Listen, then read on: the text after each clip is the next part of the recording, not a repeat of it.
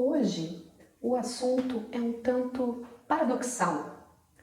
Você está criando seus filhos hoje pensando no adulto que você gostaria que ele se tornasse amanhã? Difícil essa pergunta, não? Mas vamos falar sobre ela.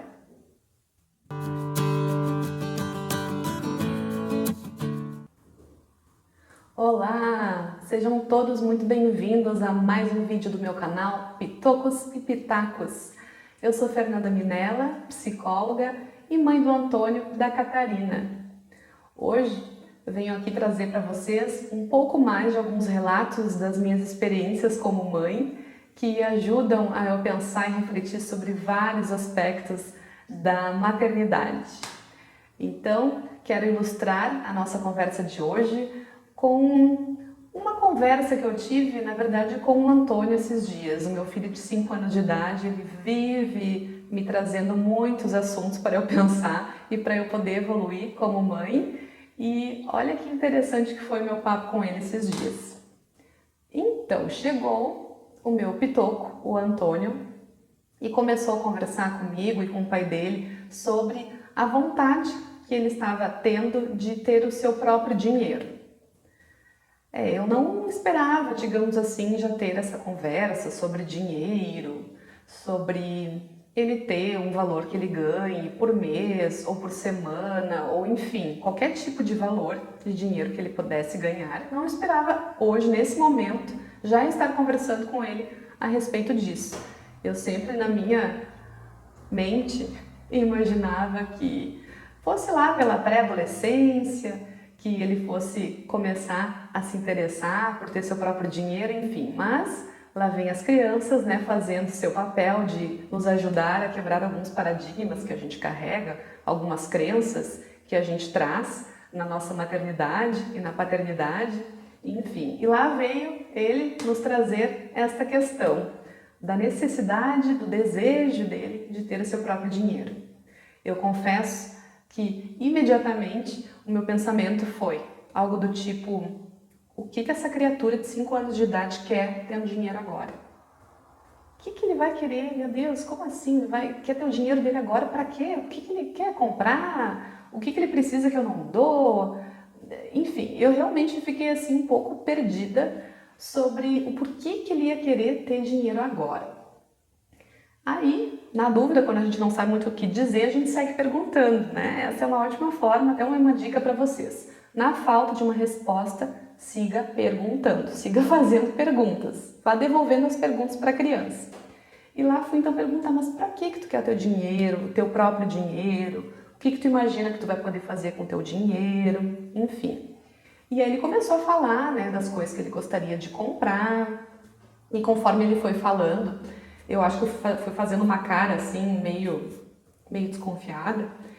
E ele é tão perspicaz que conforme ele foi falando, eu fui fazendo as minhas expressões, aí ele começou a mudar um pouco a justificativa dele, que ele queria ter o dinheiro para quê? Não, então daqui a pouco não era mais para comprar. Aí ele começou a falar que ele queria ter o dinheiro dele para poder ajudar alguns amigos que não têm dinheiro para comprar alguns brinquedos. Percebam. E eu, então tá, tudo bem. E aí, né, comecei a ouvir, e aí eu comecei a falar sobre o que eu faço para ganhar meu dinheiro, comecei a explicar para ele de uma forma mais concreta o valor das coisas. Então, por exemplo, ele estava vestindo um pijama quando ele começou essa conversa, e eu comecei a dizer, olha, por exemplo, esse pijama eu comprei, custou tanto, a tua pantufa custou tanto, a da Mana custou tanto, o pijama da Mana custou tanto, enfim. E aí ele foi, acho que começando assim a ter um pouco dessa noção também de valores. Mas por que eu estou contando essa história para vocês? Porque depois, conversando com meu marido, eu fui também me dando conta de algumas contradições, alguns paradoxos que a gente acaba às vezes nos metendo. Por exemplo, por que eu não quero, ou por que eu estranho o desejo do meu filho, né, de poder ter o próprio dinheiro? Por que eu estranho o desejo que ele possa, sim, ganhar o dinheiro dele e poder gastar conforme ele tiver possibilidade? Por que eu acho que uma criança de 5 anos de idade não pode querer dinheiro, não pode querer começar a administrar alguns valores, mesmo que sejam pequenos. Por que será? Da onde que veio essa ideia de que uma criança não consegue aprender a lidar com dinheiro ou não pode querer dinheiro? Provavelmente, seja algumas daquelas crenças que a gente carrega com a gente desde a nossa infância. Provavelmente isso possa estar refletindo a forma como eu fui criada, da relação que eu estabeleci com o dinheiro, ou da forma como eu aprendi a me relacionar com o dinheiro. E aí eu comecei a me questionar, poxa, mas será que eu não quero que o meu filho tenha capacidade de administrar o seu próprio dinheiro, por exemplo, na adolescência? Com certeza, eu quero que meu filho adquira essa capacidade, habilidade de administrar o seu próprio dinheiro na vida adulta. Com certeza, ele vai precisar, na vida adulta, ter essa capacidade desenvolvida. Mas para poder desenvolver, ele precisa realmente colocar isso em prática. Ele precisa ter ações, ter momentos que ele lide diretamente com essa questão do dinheiro para que ele possa, em algum momento, saber administrar isso. Então, eu acho que isso realmente exemplifica um dos paradoxos, né? Do que a gente está passando para os nossos filhos, o que a gente está ensinando para as nossas crianças e que depois vai realmente ajudá-los a estar no mundo adulto. E essa questão do dinheiro é algo que exemplifica muito bem, de uma forma muito concreta, que muitas vezes a gente está ensinando, passando alguns valores e ensinando os nossos filhos algumas coisas que daqui a pouco elas não vão realmente servir para eles mais tarde, mais adiante. Ou então, às vezes a gente pode estar ensinando coisas para os nossos filhos que daqui a pouco a gente vai estar cobrando outras muito diferentes lá na frente. E a gente vai se pegar pensando, mas como é que ele não sabe fazer isso?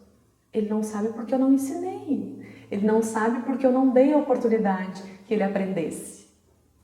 Percebem?